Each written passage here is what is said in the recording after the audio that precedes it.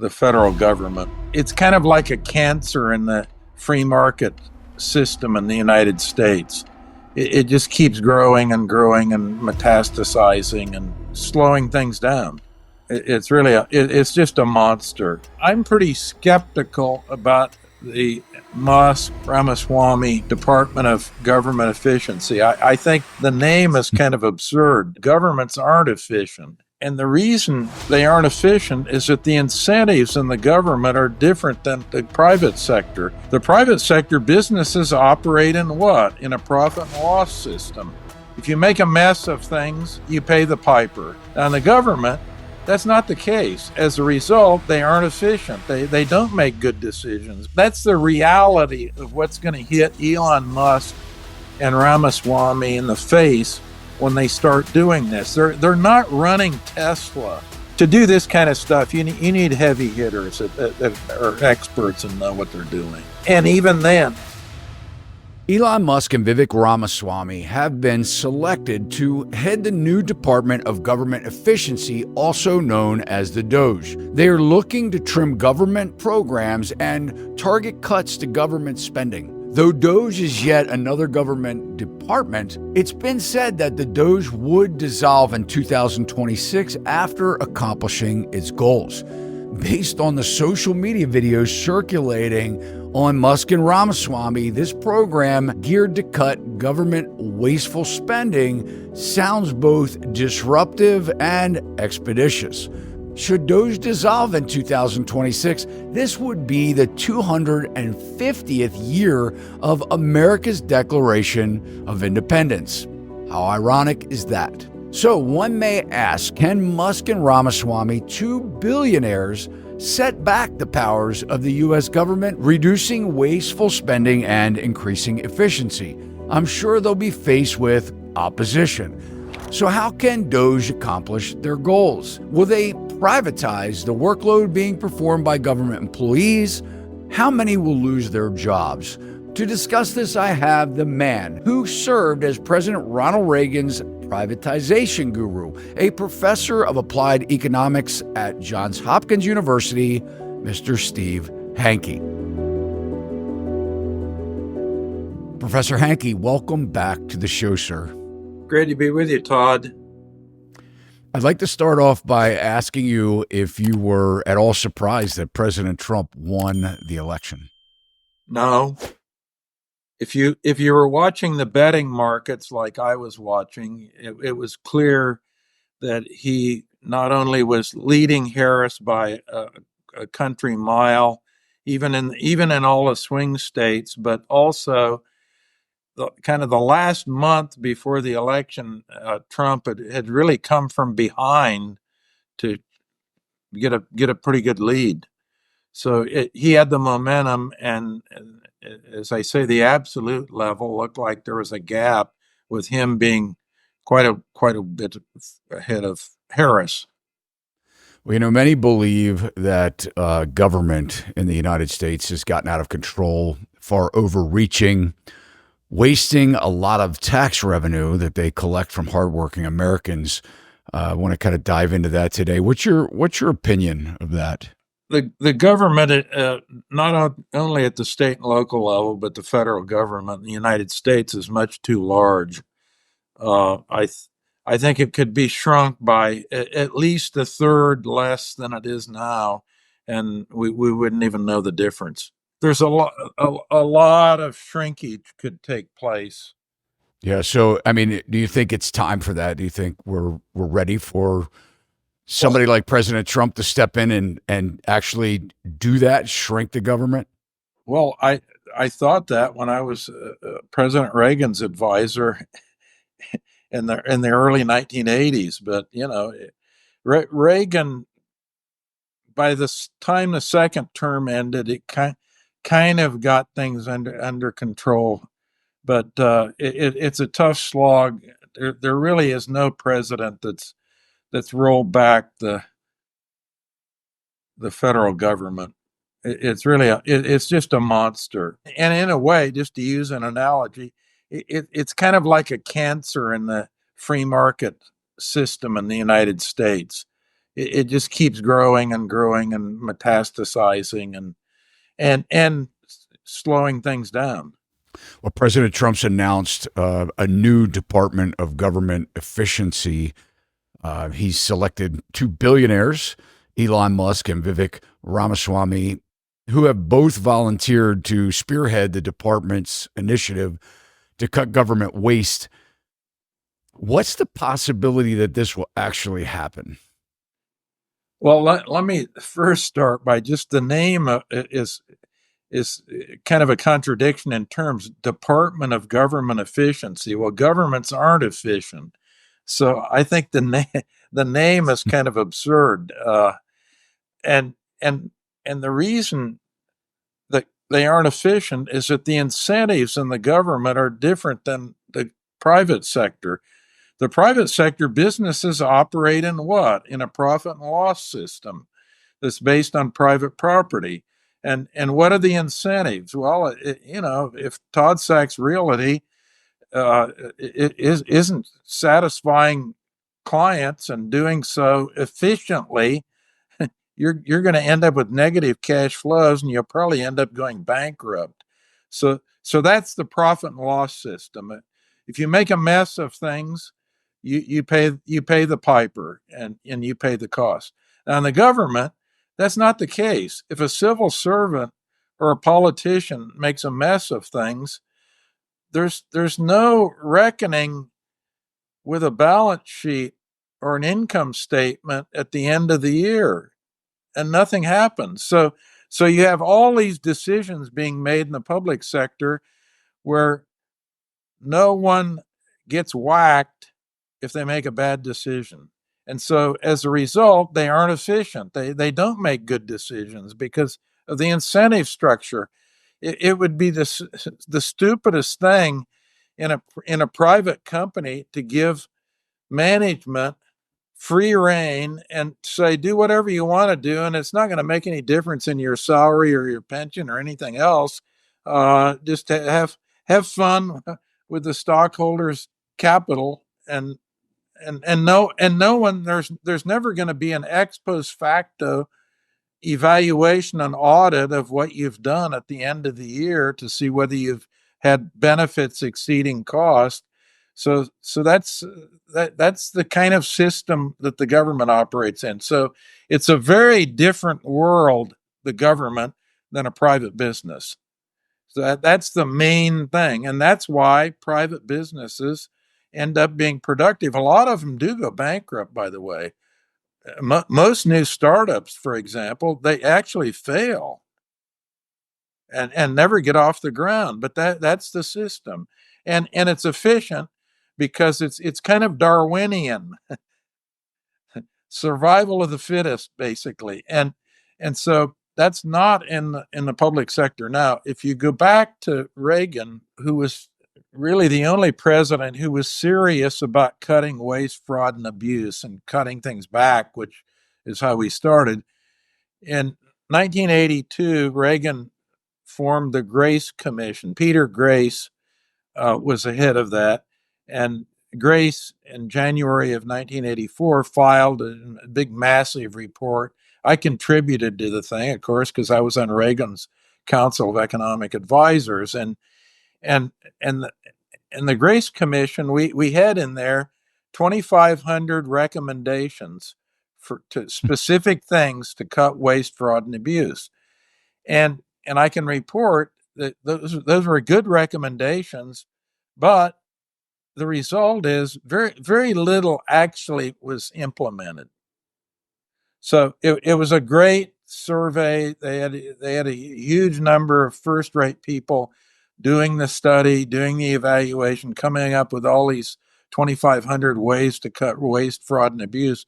But out of those, it was kind of like we would call it an academic exercise in a way. So 2,500. I'm pretty skeptical about the Musk Ramaswamy Department of Government Efficiency. I think the concept is good, and cutting back the government is good, and reducing waste, fraud, and abuse. All of those are admirable things, But the question is, well, how do you get the thing done? And they want to do it in the following way. They have three things. They wrote in a Wall Street Journal op-ed on Thursday, yesterday, November 21st, 2024, where Musk and Ramaswamy laid things out pretty clearly. First, they want to do a lot of deregulation, get rid of regulations we don't need, that just put red tape around economic actors, private businesses, private entrepreneurs, and slow everything down and basically make a mess out of everything and increase the cost of doing business, make businesses less competitive than they would be. So deregulation is great. That was one of the main things, by the way, Reagan got elected on. That's what we were doing at the Council of Economic Advisors when Murray Wiedenbaum, by the way, was the chairman of the Council of Economic Advisors for Reagan. He was my boss basically. I guess Reagan was really my boss, but Murray was the chairman of the council, and Murray Wiedenbaum happened to be one of the great experts at the time in the United States on business regulation. He'd written many books on it and so forth. So who did Reagan make the chairman of the Council of Economic Advisors of the president? Murray Wiedenbaum, who was probably the number one person in the United States on deregulation at the time. So deregulation is a good thing. They want to do it. The second thing is to reduce the size of the federal workforce. And of course, that means, a lot of savings in salaries and pensions. And the third thing is just a general cost reduction, looking over these bureaus and agencies to see if there are ways that they can, procure supplies more cheaply and things. Remember the $600 toilet seat at the Department of, they want to eliminate stuff like that. Yeah. $600 toilet seats at the Department of Defense. Now, the Department of Defense, by the way, they've never been audited. They can't do an audit there because the place is so out of control. The waste, fraud, and abuse and the $600 toilet seats are so pervasive at the Department of Defense that even the U.S. government can't do their own audit of the thing.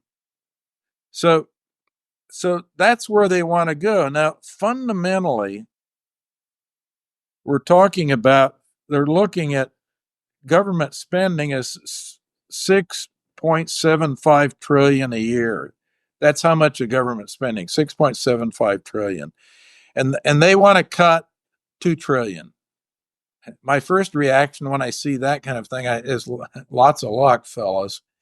But if you look at it, the fundamental problem that Musk and Ramaswamy, the thing they don't realize, or maybe they realize it, but they don't have it in this article, they're all looking at like an income statement in a business, and they want to cut costs, cut the number of employees, and they're looking at this income statement, which is a flow and happens annually or in real time. It's moving all the time. The problem with that is that it doesn't look at the most important part of the whole thing. And the most important part in accounting is not the income statement, it's a balance sheet. So the question is, well, what about the federal government's balance sheet? We know one thing, the federal debt is $36 trillion and rising.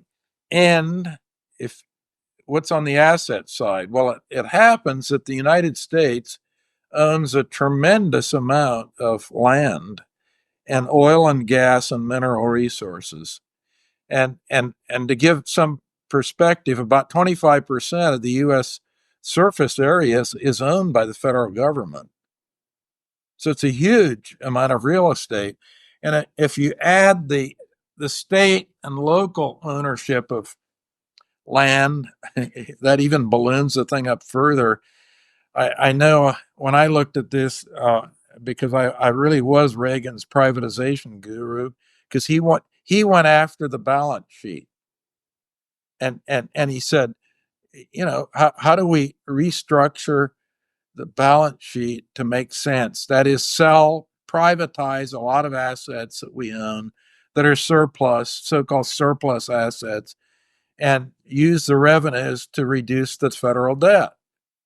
And so the fiscal 1983 budget, if you read the Reagan's presidential message there, I wrote the paragraph on privatization in that fiscal 83 budget, and it was mandated to sell surplus federal assets, these lands, redundant Army bases and Air Force bases, naval bases that we don't need, things like that.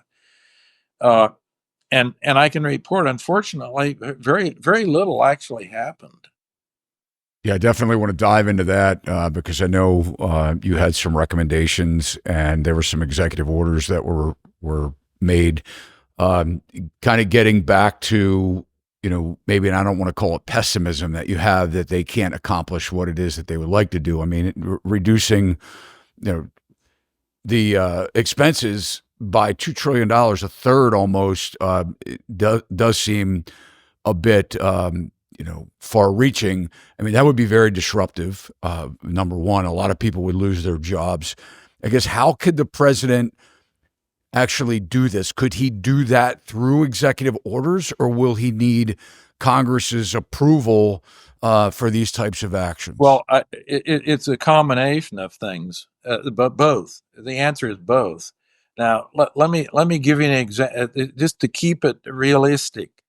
So, I remember one thing. I went over to the Defense Department, started asking the top brass about surplus assets. We did an inventory of things, and they actually this is the early 1980s, Reagan's first term, and they actually had warehouses filled with vacuum tubes from radios, from World War II, probably World War I too.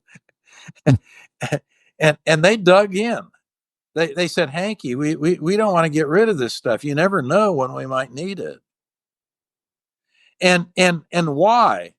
Because they don't pay, the Department of Defense doesn't include in their budget any capital carrying charges for those things. Those huge excess inventories, they just keep them forever. They're never charged anything for them. They just keep them in a warehouse someplace, and that's it. So that's kind of the absurd thing I originally ran into. But then there were surplus Army bases. And think about this.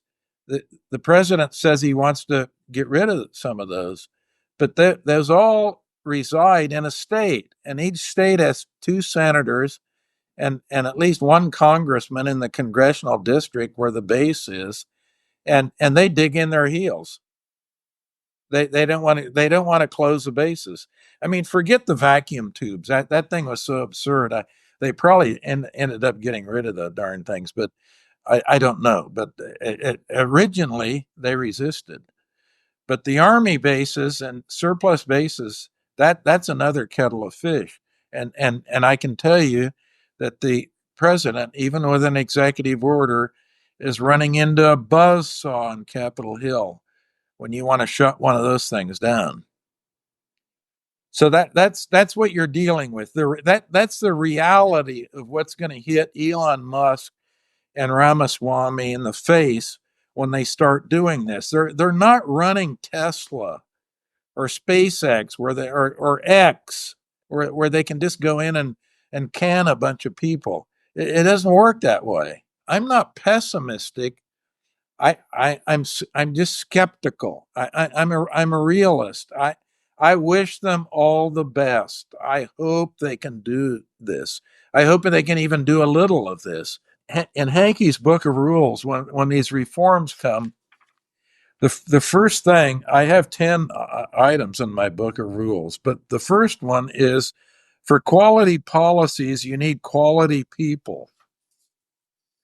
So when you look at what's going on with these appointments and so forth with the new administration, as well as Biden, by the way, would I grade almost all the appointments? Would I rate them very highly on a quality scale? The answer, no.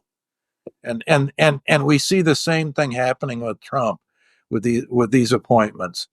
He wants a bunch of loyalists, a bunch of you know what kissers, and that's not quality. To execute, you need quality people. Just in a private business, think of a private business. Why they do these world surveys, Todd, every year about the best CEOs in the world, and I can tell you they're almost always French. Now why is that? It's because all of the top executives in France, they have a very meritocracy, rules the roost in France. All the CEOs are number one; they're all engineers. They've all gone to the Grandes Écoles, the big high schools. The big high priests are all coming from there, and they know how to do what? Engineers know how to execute. So business is all about execution. You can have great ideas, and if you can't execute, forget it. It's not going to happen. Yeah, that's right. I mean, you can have analysis paralysis. So but if you can't get it done, right? If you don't have the ability to do that, I mean, do you think that Musk and Ramaswamy don't have the ability to get it done? I mean, they seem like they're pretty bright. Yeah, but it isn't them. But they're not going to be running day-to-day operations. And by the way, we're talking about a monster that is so much bigger than Tesla or any of these private companies. It would make your head swim. And you'll be asking the people to cut the costs, and it's their own system that they would be cutting. I mean, it's a direct conflict of interest. And I mean, what happens? I mean, I can only imagine the labor oppositions that that you're going to run into. The unions, are going to be fighting them tooth and nail. And the Congress. And by the way, this is a bipartisan thing. The Republicans will be digging in just as much as the Democrats. If you start touching on something that's affecting some U.S. senator who happens to be a Republican, believe me, he's going to push back, or she is. So it's a different world. We're not operating with the government in a profit and loss system. That's my point I was trying to make originally. It's a different set of incentives. And what's economics all about, Todd? It's about incentives and incentive structures. And if you have the wrong incentives, you're going no place. What is their incentive? Because it certainly isn't cost cutting. I mean, what is their incentive? No, their incentive, the incentive of a bureaucracy is to maximize their budget. To spend as much as they can. Yeah, well, you're right. To get as many appropriations as they can, lard the staff, gold plate the operation, et cetera, et cetera, et cetera. That is the main objective function of the civil service. And by the way, do all kinds of things that lard the pensions as much as you possibly can. I mean, the front end bottom line pay is one thing, but pensions are in fact something else. So where did we start going wrong? I mean, I'd like to talk about some of the some of your work with President Reagan. First of all, how in the world did you become part of the Council of Economic Advisors? How did you get that? Well, I first met Reagan actually when I was teaching for a year on the faculty at the University of California at Berkeley, and at that time Reagan was a governor, and there were people that I was close to on the faculty at the University of California at Berkeley who were close to Reagan and working with Reagan. So I started that relationship with Reagan when he actually was governor, and then he became president, and I was invited to join the staff at the President's Council of Economic Advisors. So that's how things got going, and it turned out that this idea of doing something with the public lands. These are a huge asset of the federal government, and they run negative cash flows. So you own something that's worth trillions of dollars, and it's actually it's a drain, negative cash flows. So we have all these timberlands. We're not talking about parks and recreation areas, national monuments, that kind of stuff. We're talking about grazing lands, 150, 160 million acres of grazing lands, maybe 80 million or more of timberlands, prime timberlands, and they produce negative cash flows, actually. So the question came around to me because it happened that I was an expert in this. And then I proposed, look at the balance sheet. We sell some of these things, we get cash on the asset. We turn the physical asset, the land or mineral rights or mine or oil and gas rights. We turn those rights into cash on the asset side of the balance sheet, and we use that to do what? Reduce a liability, the federal debt on the liability side. So we shrink the balance sheet. That's where I think Musk and Ramaswamy are kind of missing the boat. They're looking at the income statement. They're trying to reduce the government outflow of expenditures that's happening on the income statement every year. Strategically, I think that's a good idea.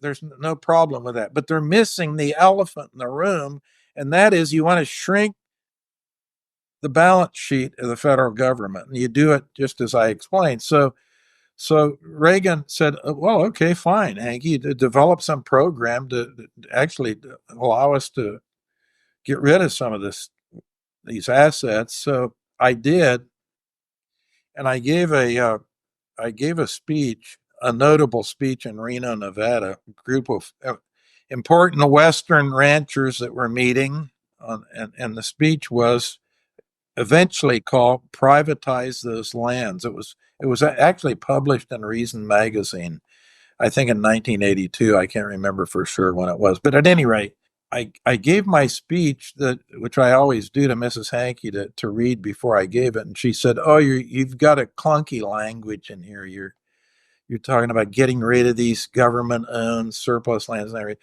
She said you want to privatize those lands. I said, "Oh, that's a great idea." So I amended the thing. I gave the speech, and then, of course, it was very controversial at the time. And one of the controversies turned out to be the word privatize.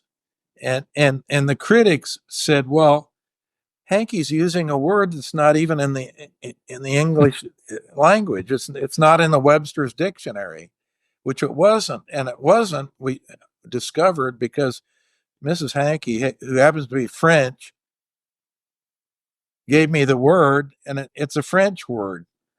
The French originated the word.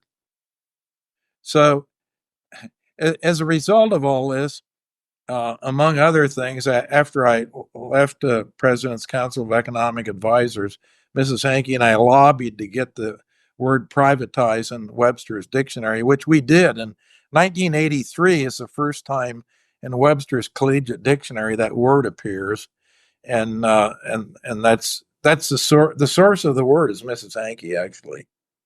Well, sounds like she's very smart, and like, all good women in our lives, they help us to refine, and that's awesome. Another thing in Hanke's rule book, if you see a successful person, most of the time there's a mother behind that individual. That's right. A good mother. That's right. Yeah. I always say behind every good man is a better woman. So, yeah. I think you're right on that one. You and I are on the same page on a lot of things, Todd, and that happens to be one of them. Yes. Let's kind of talk about the land a little bit more, because I have read a little bit of your work on that. Why is the government holding on to this land? I mean, wasn't the purpose of the government owning so much of the land originally, the forefathers, that they would turn this land into money-making opportunities, and that they would be able to sell the land and use it, like you had mentioned, to turn them into valuable resources. So much of it is just mismanaged, is falling into wasteful expense. Why are they doing that? I mean, why isn't, and no one, by the way, no one is talking about this. I mean, they want to talk about the interest on the debt. They want to talk about the Department of Defense spending and a lot of these other, programs, VA, healthcare, no one's talking about the amount of waste that is going into this land bank. What was the purpose of it originally? And why aren't they doing it? Originally, what the founders and early on in the United States government originally, of course, it was very small, but it was basically a huge real estate operation. They had all this land. I mean, you're in the real estate business. I mean, these guys were the real deal because we had all this land in the United States, and they were in the business of selling the land and collecting revenue to not only run the government, but also paying off debts that the U.S. had run up in the Revolutionary War. So that was the game plan. It was all very normal, and then eventually it came to a grinding halt, especially, and you look, where is all the federal land? It's the last land that was acquired by the United States. It's all in the western states. There's virtually no federal land in the east or even the Midwest. You've got to go out as far as Nebraska before you start, or even slightly west of Nebraska. It basically ground to a halt. And by the way, if you look at it, not only we're talking economics, cash flows negative, but if you look at federal timberland, the state of these timberlands is terrible. A lot of blowdown, dead trees, diseased trees, and by the way, that's one reason. If you look at fires, most of these big forest fires we have in the United States and in Canada, they go on and on about climate change and climate change this, climate change that. Those are on very low quality public lands that haven't been maintained properly. It's the propensity of those things and frequency on public lands is, or those fires, it's way greater on public lands than on private lands. And if you look at grazing lands and look at a big pasture, and there'll be a fence, and on one side it's private, on the other side it's public, and you know right away what's going on. The public land will be in terrible shape. So it's an ecological thing that you'd think the environmentalist would want all these public lands going into private hands, because if somebody's private, they're going to take care of the thing. They're not going to destroy it. The U.S. Forest Service, they have no incentive to take care of things, or the Bureau of Land Management, which manages the public grazing lands. They have no particular incentive to take care of and maintain things. Why do you think they're hoarding the land? Well, the big thing we ran into, I'll tell you, the environmentalists ran straight into us. In the early 1980s, that was the thing. And they used arguments like, oh, Reagan's going to privatize these public lands and pave everything over with asphalt. And they used all kinds of stupid arguments, but they won the day. In the court of public opinion, the public was not in favor, and that's why we didn't, in the end, privatize much of anything. I mean, do you think in some ways it's they're just trying to control the development. I mean, if you're looking at real estate, I mean, it is a basically a finite product. I mean, do you think a lot of the land hoarding has to do with, controlling costs or being able to, No, keep the prices cost. at, Remember, these are negative cash flows. It's not but it's no implication to them. they're not holding these things because they make money Right. in aggregate. I mean, some things like oil and gas and some of the mineral rights that's.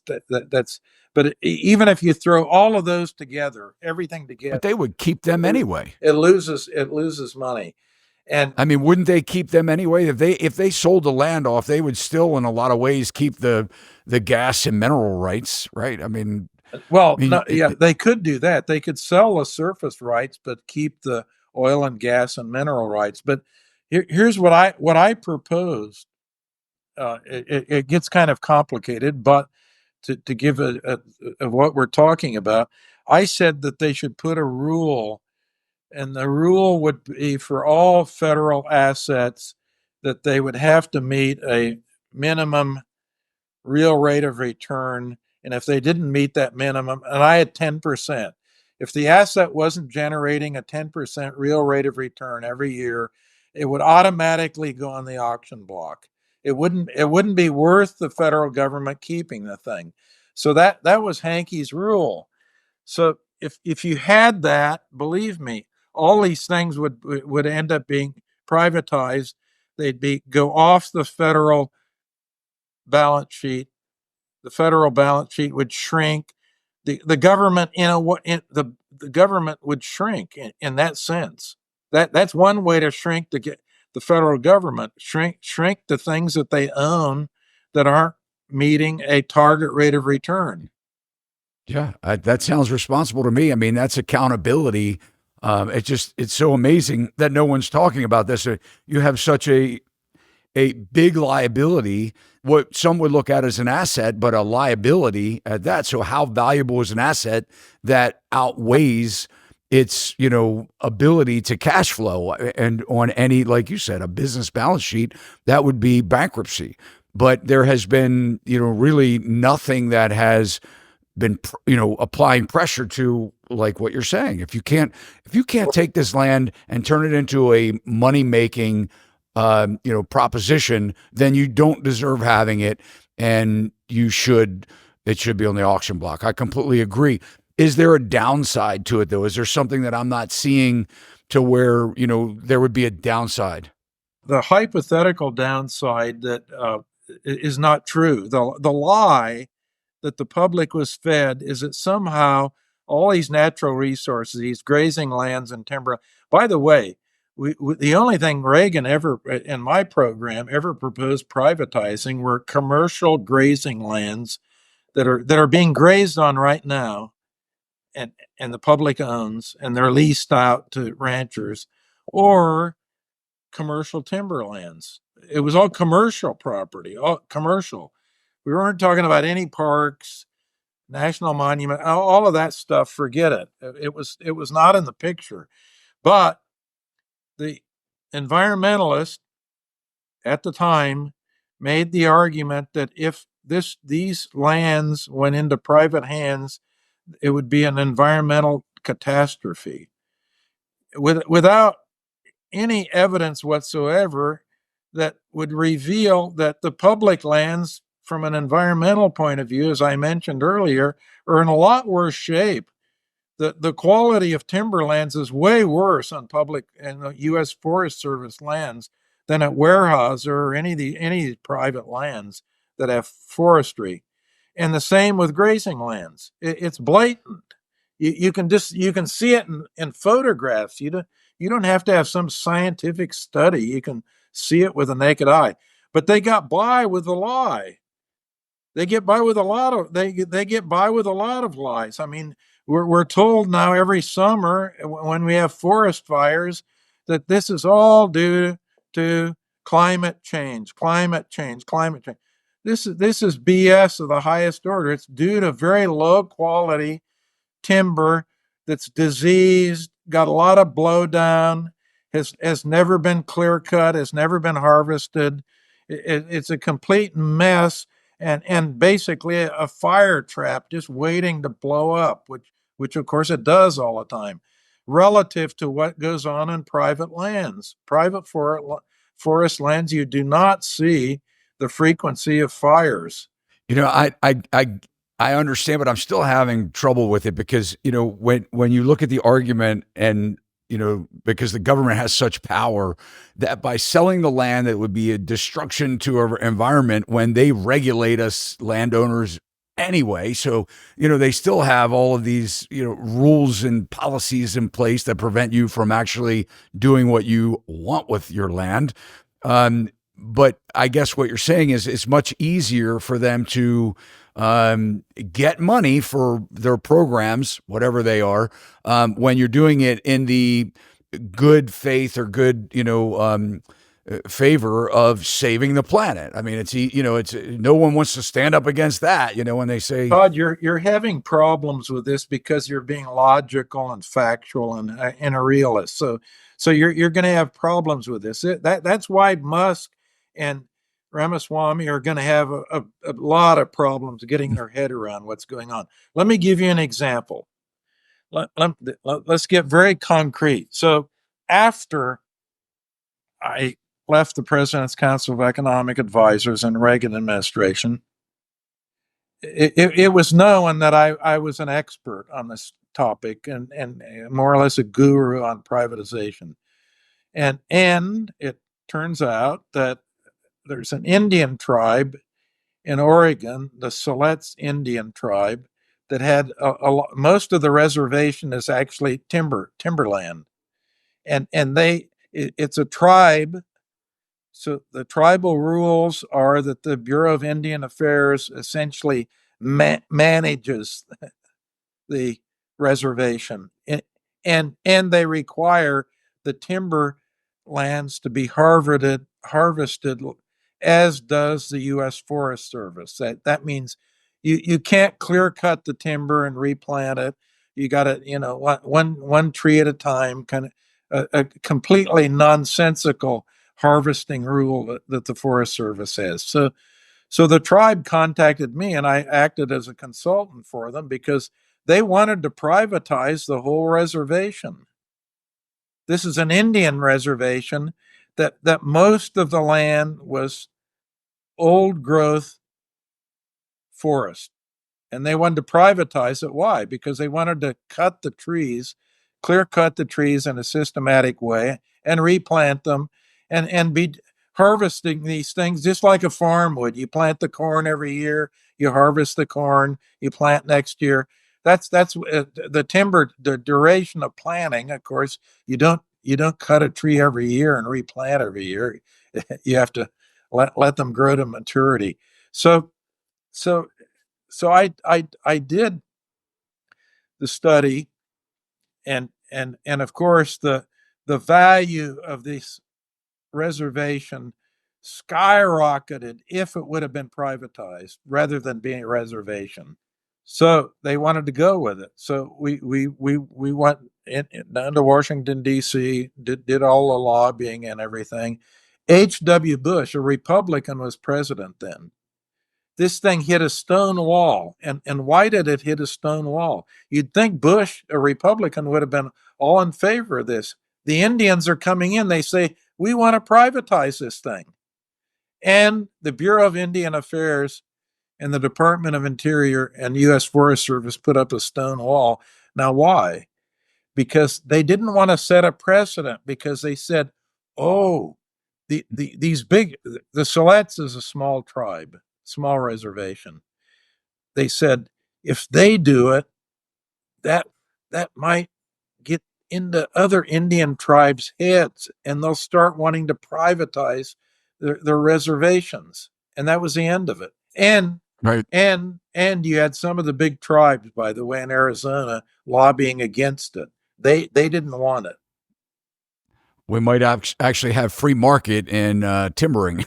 Yeah, we may reduce building costs, and we'd also have private property, because if an Indian tribe privatized the commercial lands that the tribe owned, the tribe would still own the lands. The thing is, they would own it, and they would then be in the profit and loss system, and they would make the right decisions about harvesting and replanting and all these things. They'd be operating like Weyerhaeuser or somebody like that. And wouldn't it also be true? I mean, I know the productivity of grazing lands. I mean, we could actually encourage people to do more farming. Oh, there's no question about it. Productivity would shoot way up. It just seems like, I mean, there is obviously, there's a control factor here. And like you said, I mean, the need to deregulate, cut red tape. So you're thinking that once Trump takes office or regains office, you're thinking that he's going to come into massive opposition on the ability to deregulate, cut red tape, reduce government. You think do you think it will happen? Do you think it won't happen at all? I mean, as I say, I think in principle it's a good idea, but in practice it's a tough nut to crack. And I know this because I was in the middle of it in the Reagan administration and with the Grace Commission and so forth. So I have a pretty good idea of what I'm talking about. I'm not theorizing at Johns Hopkins University in a classroom. I'm talking about the real world here. The real world, this is the way it operates. And these examples that I've just given you that are very concrete. The Solicit tribe that wanted to privatize, that's very easy to understand and to get your head around the fact that politics is involved in the thing. Is it a bigger agenda? I mean, is it just politics? Is it yeah, it is politics, and I gave you a little case study one. Siletz Indians trying to privatize their reservation. They wanted to privatize.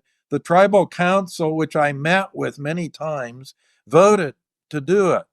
And who stopped it? The H.W. Bush Republican administration stopped it. It wasn't some left-wing Democrat who stopped it. It was H.W. Bush who stopped it. And I gave you the reason why. Yeah. Because the big tribes heard about this, and the big tribes came in and said, no way. We don't want to do this. Interesting. So how would you advise President Trump? Well, I would advise that Hanke's rule number one, which I'm reading again, quality policies. For quality policies, you need quality individuals, quality people. So in other words, if they set up this department and they're just a bunch of political flunkies that come in there and hangers on, nothing much is going to get done, really. To do this kind of stuff, you need heavy hitters that are experts and know what they're doing. And even then, they're not only have to be experts in things like privatization and government cost cutting control, but also the political aspect is something that most people don't realize. You can have a very smart person, very successful in business and so forth. After all, Peter Grace was very successful, a very, very smart businessman who came up with a very good report and 2,500 recommendations.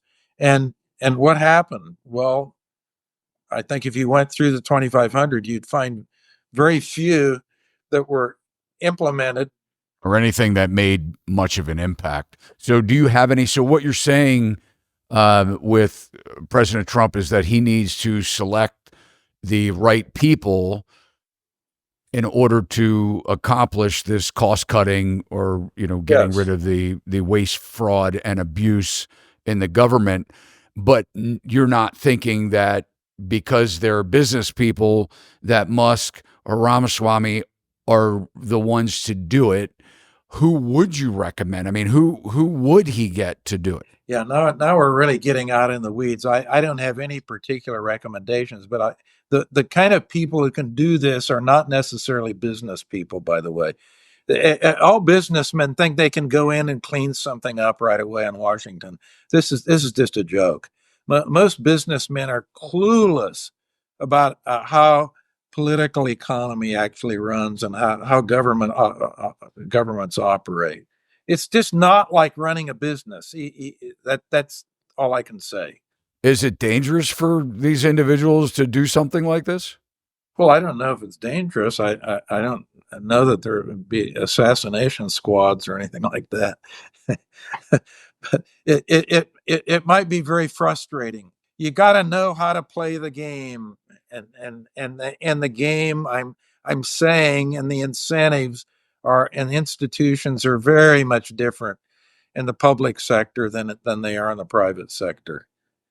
Now, it's a good idea that there'll be somebody in the White House who's blessed this idea of cutting waste, fraud, and abuse. That's good. I mean, Reagan did that. Reagan understood it very well. But I can tell So you're you, referring to Trump being in the White House, I'm being the referring. one that. Yeah, he's already sprinkled holy water on this whole thing, and he's also with it's a mutual admiration society with Trump and Musk and Ramaswamy, that's all fine, and what they've laid out, even looking at their three-part plan, focusing on kind of the income statement. As I say right away, I'm telling them, no, you're missing really the elephant in the room is a balance sheet. You got to worry about how do we shrink the balance sheet, not just the income statement, but how do we shrink the balance sheet of the federal government? So so that they've just started. So give them time. Maybe they'll think about the balance sheet. But then to do all this, it has to have people, and they have to have the authority. By the way, that's another thing. They have to have the authority to do it, and you've got to deal with all the other branches of government. So I'm just saying it's not as simple as people think. So I guess, in sort of closing, I want to talk about Congress and their role, their approvals of, a lot of this spending, this, what you're considering fraud, waste, and abuse. I mean, obviously, a lot of these. I mean, this has to be approved. The spending of taxpayer money. Can you think of one or two things that are the biggest waste of government spending or taxpayers' money? I mean, other than the land that, do you still think that's a problem? And what other types of things do you feel has been misappropriated through the years? Well, it's a huge laundry list. I mean, I can't imagine any agency where you don't have a huge amount of waste, fraud, and abuse.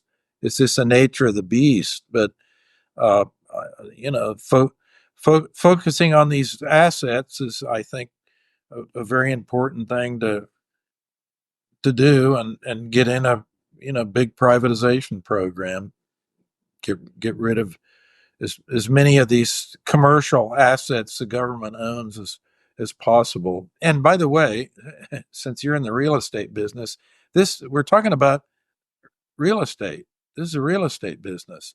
Get back to what the founders of the United States were doing with all the excess land and real estate that they own. They had probably one of the biggest real estate operations in history. So get back in that model, and then take a knife to all these bureaus and agencies.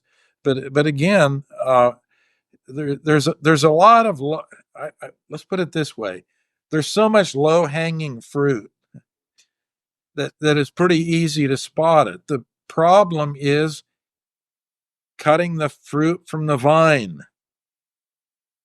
That's the problem.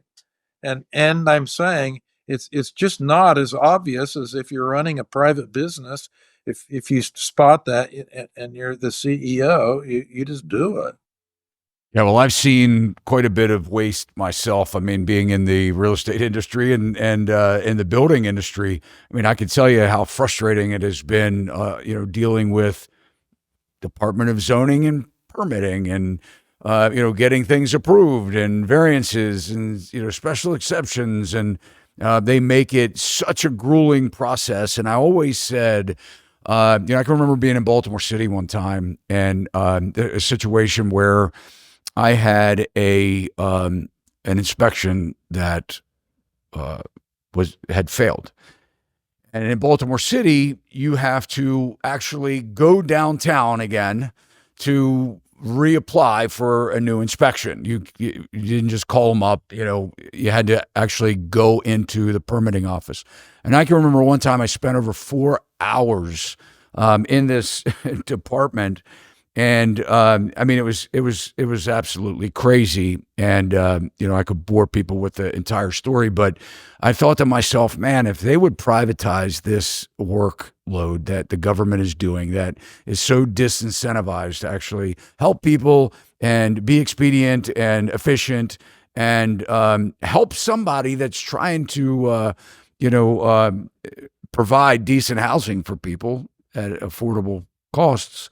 It's just it's very frustrating, and I'm hopeful. I think I'm very excited with the fact that I hope that these billionaires are able to get something done and can disrupt the system. And I think though people don't understand that it's for the overall good, it is a bipartisan issue. I hope that we can come together with this just terrible divide that we have gotten ourselves into. It seems like since the Obama administration, it seems, at least for me, the most obvious that we have become such a nation of divide. And I'm hoping that we can get back, that people will understand that it really isn't a matter of a left or right situation.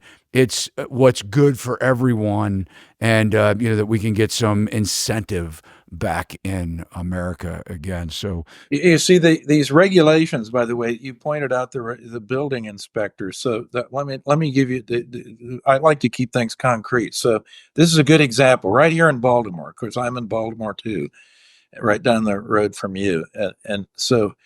At Johns Hopkins University, they were refurbishing one of the departmental offices in the building I happen to be in, and so this thing drug on for months and months, and it was a relatively small job. So I finally asked one of the staff. I said, "What in the world's going on? When is this going to be finished?" And they said, "I said, why is it taking so long?" And they said, it's the city building inspectors. It has to be inspected, and we just keep waiting for them. So the thing took months, extra months. Why? Because the building inspectors never would come out to the university and inspect the thing and sign off on it. So it wasted all kinds of money, all kinds of time. The staff, I felt sorry for them. It's the department I'm in. They were basically shoved off to the sideline, operating the whole department, not in normal offices, but kind of in a closet, more or less, for months. This week they finally moved in, but I thought it's months and months overdue, and it's simply building inspectors from the city of Baltimore. let me tell you what happened to me on one project. I was doing a renovation on a house, and we completely tore out the walls, refloor planned, everything was permitted. The building inspector actually gave me a close-up, inspection to look at the framing that I could close up. So then we called for the insulation inspection, and the inspector actually came out again and approved the drywall phase. So for some odd reason, they never, this inspector never updated the computer that the insulation had passed and that we could close it up. And this inspector actually moved to a different department. So we had a problem getting our final. And they said, well, you didn't insulate. You didn't call for your installation inspection. And we said, well, we did call for the inspection, but he said that the inspector had put down that it failed. And, it took weeks to get this worked out. In fact, it was just an awful process. And we thought we were going to have to tear all the drywall out in order to get it done. So, the mistakes that they make, everybody makes mistakes, but there really is no way of efficiency in any of the departments that I've experienced. So, I think a welcome change is needed. Oh, I wish Musk and Ramaswamy a lot of luck with this. I think it's a great idea. That's my one conclusion. The other conclusion is that I'm skeptical that they'll actually be able to accomplish anything close to what they are attempting to do. Well, Professor, let's talk about your new book. Can you just tell us a little bit about that? Because it's pretty exciting. I know the last time that we had podcasted, you were in the middle of it. And it's actually come out now. My co-author, who unfortunately is no longer with us, he would have been 100 years of age this year, Professor Leland Yeager, famous economist, and I did this. He met the Grim Reaper when he was 93, so it's taken a while for me to finish the project, and the book is called Capital Interest and Waiting.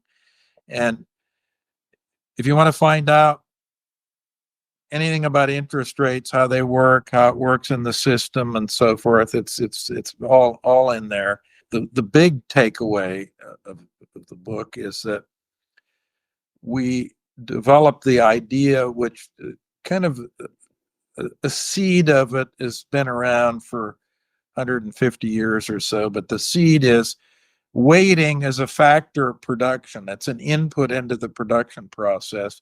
And the price of waiting is interest. Now, what's that mean? That waiting is that you decide not to consume today and wait to consume, wait to get an income or revenue or return at some point later in time. And if you're going to wait, you got to get paid in interest to wait. And that's an important factor of production, just like land, labor, and capital. Remember, when you took principles of economics, all the production models always have been, we got three inputs: land, labor, and capital. You put those into the system and you get output in the economy. And Yeager and I said, no, wait. If you don't have waiting as a factor of production along with land, labor, and capital, you're not going to get much output from the system. So that's the big, 30,000 feet. That's kind of what the whole thing is about. But it gets into applied things like why is the yield curve on interest rates shaped the way it is? Why are interest rates at the levels they're at? So it's very much tangled up with your business, which is real estate. If you didn't have waiting, you wouldn't have mortgages because there won't be any supply of mortgage capital. So think about that. If you wouldn't have waiting, of course, even if you didn't have finance markets, just in a primitive society, if people consumed 100% of what they earned and they never put anything back, they couldn't do what? They couldn't build a house, even if there wasn't a mortgage market. So waiting is a very important factor of production. Of course, the more waiting that can be justified, the more productive and faster an economy will grow. So it's very, very much part of the dynamics of economics. Interesting. Well, I'm going to have to read it, and then we'll have to talk about it and have you back on the show. We'll have a full drill on the thing. But sounds great. In the meantime, you can probably post some information so that people viewing the podcast can know where to get it. Paul Great Macmillan is a publisher. Yeah, we'll drop the links in the show notes, absolutely, below. Great, thanks. All right, Professor Hanke, well, thank you so much. It's always a pleasure, sir, and I look forward to talking with you again soon. That'd be great, Todd. Thank you. Thank you. Thanks so much for watching. If you liked the video, you can hit that thumbs up. It'll let Steve and I know that you did. And if you haven't already subscribed to Sachs Realty's YouTube channel, come on, what are you waiting for? Hit the alert bell. You'll know every time we upload content just like this. One of the best compliments you could do for me here at Sachs Realty and your host of this podcast is to share our channel and this video with your family and friends. Together, we'll build the most amazing online community. Keep those comments and questions coming. Drop them below. We love reading them, and we'll see you next time. Sachs Realty, Maryland broker number 607720, office number 443-318-4514, equal housing opportunity.